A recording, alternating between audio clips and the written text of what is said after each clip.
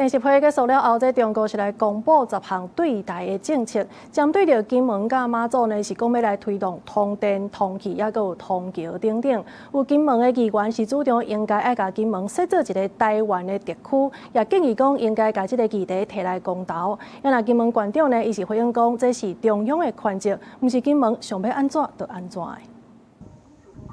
電視會結束以後，中國國台辦在12日時公布10項對台政策，其中有關金門馬祖的部分，有包括推動福建沿海地區甲金馬通水、通電、通氣、通橋等等。8日的時，有金門縣議員在議會質詢，主張甲金門設做台灣特區，認為安尼較有機會促成這個建設，嘛建議縣府甲金門設特區來做年底選舉的公投議題引起討論。通水、通電、通橋，好的通橋就無遐簡單啦。一定要從特區才有機會嘛。講咱金門哦，有大陸講的第一先同業的模範，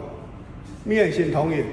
因為這個是因為兩個大國的博弈哦，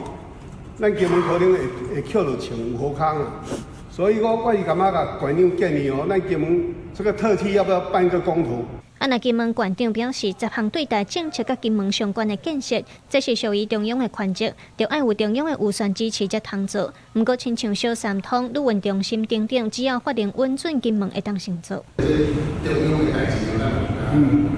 但是咱會使想嘛，咱來用中央過來溝通，過來清楚講，真濟工作就是講，當一個方面講在意，咱就在意。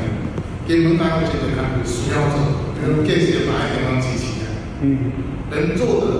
可以做的，我們一定要讓中央更支持我們。金門縣議員表示，尤其受到中東戰事影響，起價衝擊民生，呼籲通氣、通橋等等關係民生的項目，縣府應當盡力甲中央爭取。縣長陳福海是強調，真濟工作攏愛甲中央溝通，金門目前也有濟項建設愛做，若會當做的會盡量說服中央支持。記者盧尚珠、張俊佑綜合報道。